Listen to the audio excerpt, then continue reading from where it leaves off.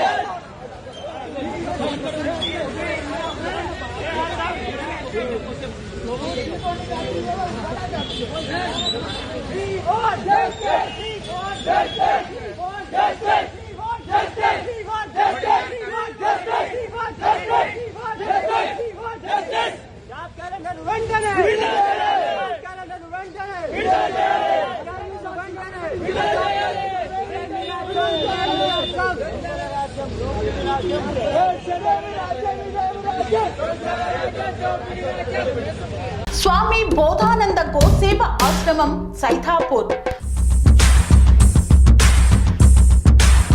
జ్యోతిష్యం, వాస్తుశాస్త్రం మన పూర్వీకులు మనకిచ్చిన వరం.